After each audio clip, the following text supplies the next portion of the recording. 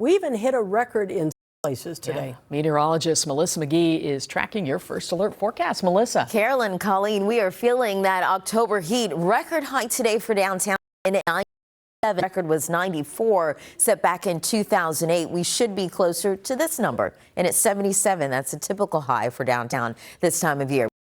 Currently close to the water, to this time yesterday. Degrees warmer than just 24 hours ago. So it's all about the heat. It's all about the high temperatures today. 15 degrees hotter in Van Nuys than where we were the same time yesterday, and 70 degrees hotter in Ontario just 24 hours ago. So numbers still hang out in the upper 80s and lower 90s. 91 for West Covina, 89 in Thousand Oaks. Let's talk about the weather headline. We can't anticipate here. Heat advisory days till Wednesday. Temperatures in the middle 90s. Away from the water. Santa winds mild, moderate, but still at the surface, so an elevated fire threat with that. And then Halloween cooler, but it's under the mostly sunny sky. We'll talk about those coming up with your first alert forecast. Colleen, back over to you. Right, Melissa. And of course, because of the high fire risk out there, SoCal Edison has warned nearly 51,000 of its customers their electricity could be turned off during the Santa Ana. The greatest people at risk are in San Bernardino.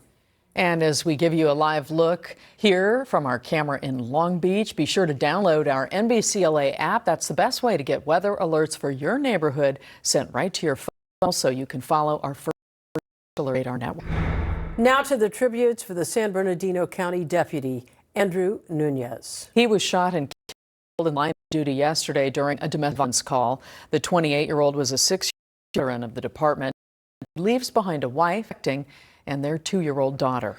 We watched it here on the NBC4 News at 6 as fellow law enforcement paid their respects with this procession leading to the county coroner's office. NBC4's Christian Caceres last night as that procession got underway. Tonight, Christian is in Rancho Cucamonga for us, where he spent the day learning about the impact Deputy Nunez had on the community. Christian. That's right. No, the deputy made a big impact here in the community, but I want to show you what's happening outside of the sheriff's station right here in Rancho Cucamonga. And you can see that there is a memorial here that has really tripled in size since morning. Now, this is all put together by community members that somehow were touched by Deputy Andrew Nunez from next door neighbors, one family who called for help.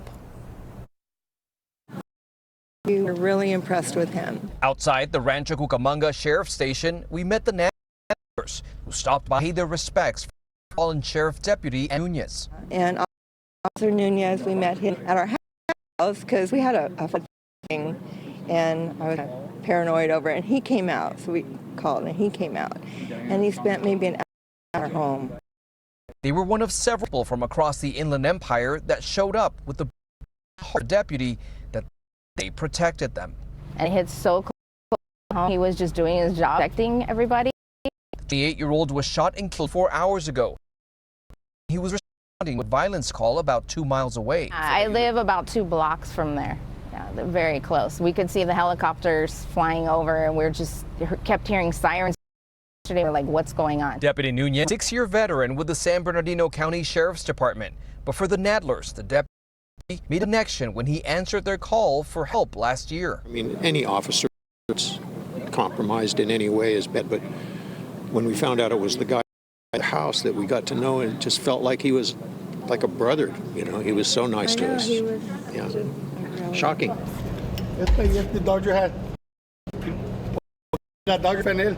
That stopped by was this man who said the deputy was his neighbor, who over the years developed a friendship over baseball.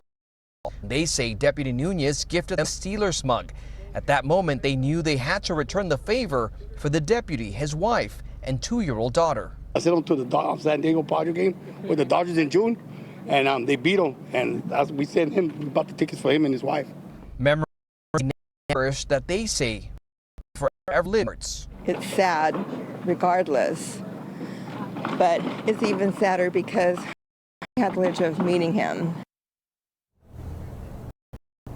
And back live again, this memorial is truly growing here just as the hours keep passing by.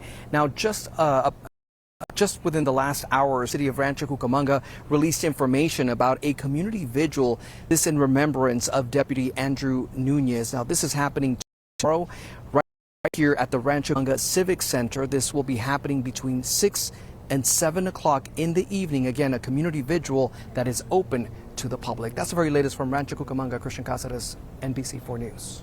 Christian, thank you. Our investigative reporter Eric Leonard has been looking into the man suspected of murdering Deputy Nunez. Court records indicate Angelo Saldivar did live at the Rancho Cucamonga home where Nunez was shot.